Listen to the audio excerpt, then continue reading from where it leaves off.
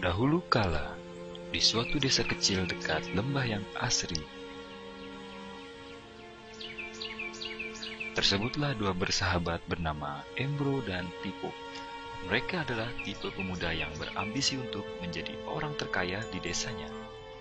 Mereka kerap membicarakan impian dan ambisi mereka itu akan kekayaan, kehidupan, dan gaya hidup yang ingin mereka miliki nantinya.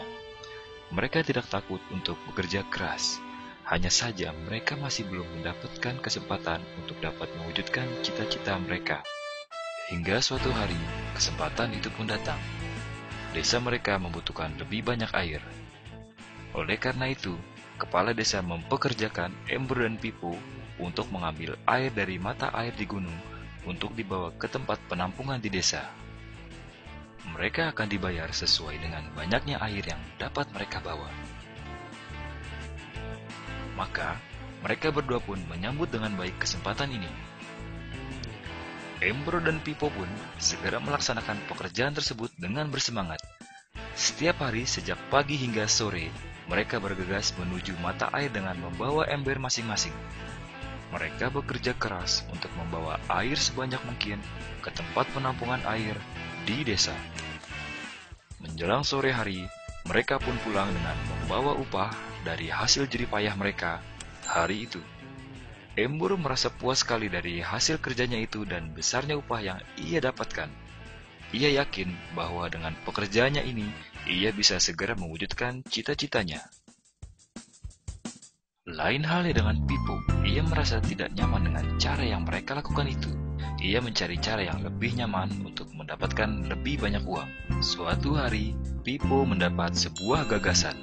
Ia berniat membangun sebuah saluran pipa untuk langsung mengalirkan air ke tempat penampungan di desanya, sehingga ia tidak perlu lagi membawa ember.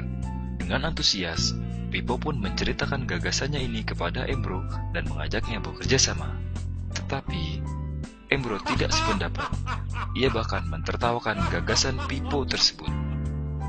Embro merasa dirinya mampu mendapatkan lebih banyak uang dengan cara lebih sering mengambil air dan menggunakan ember yang lebih besar. Dengan cara ini, Embro yakin penghasilannya akan meningkat. Pipo akhirnya memutuskan untuk mewujudkan sendiri gagasannya itu. Ia mengerti tidaklah mudah untuk membangun saluran pipa tersebut. Dibutuhkan beberapa tahun untuk menyelesaikan dan menikmati hasilnya. Namun, tekadnya telah bulat. Ia pun tetap bekerja keras mengangkat air dengan ember setiap hari seperti biasa. Tetapi di akhir minggu dan setiap ada waktu luang, Pipo bekerja untuk membangun saluran pipanya. Pada bulan-bulan pertama, hasilnya hampir tidak kelihatan. Orang-orang mulai banyak mentertawakan dan mencemooh Pipo. Mereka menjulukinya Pipo si manusia saluran pipa. Sementara itu, penghasilan Embro telah meningkat 2 kali lipat. Ia sudah berhasil membeli hal-hal yang selama ini dia impikan. Gaya hidupnya pun sudah mulai berubah. Ia sering menghabiskan waktu dengan berfoya-foya sepulang kerja, menikmati hasil jerih payahnya mengangkat ember.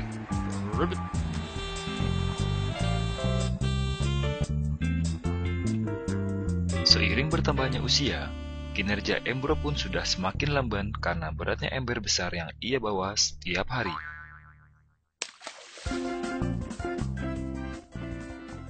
Bulan berganti bulan, tahun berganti tahun, dan akhirnya Pipo berhasil menyelesaikan saluran pipanya. Kini tanpa perlu bersusah payah mengangkat ember, Pipo akan mendapat lebih banyak uang berkat air yang terus mengalir memenuhi tong-tong air di tempat penampungan.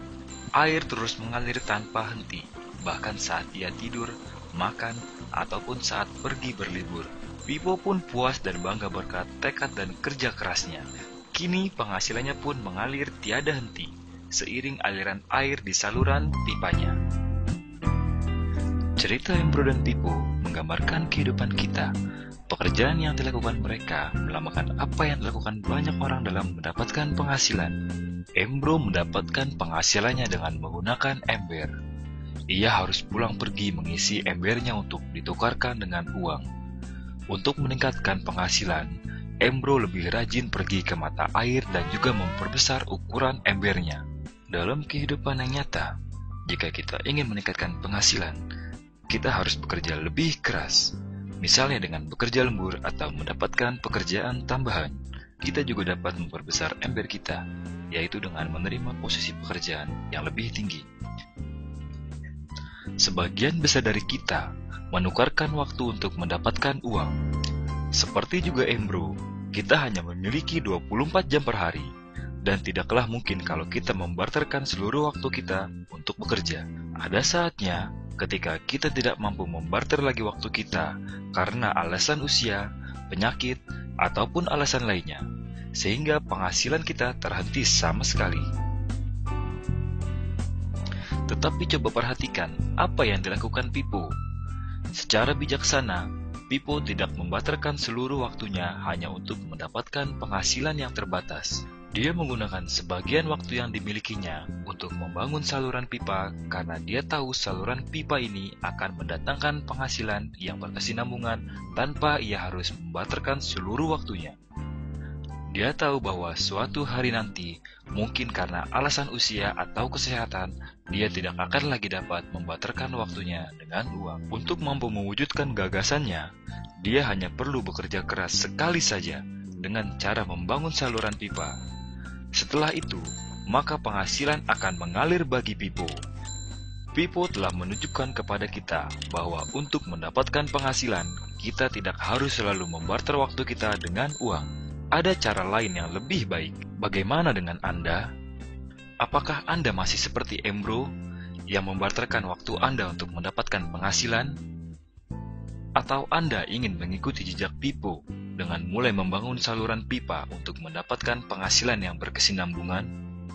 Jika Anda tertarik dengan gagasan saluran pipa, hubungi orang yang meminjamkan Anda DVD ini agar Anda bisa memulai membangun saluran pipa penghasilan Anda saat ini juga.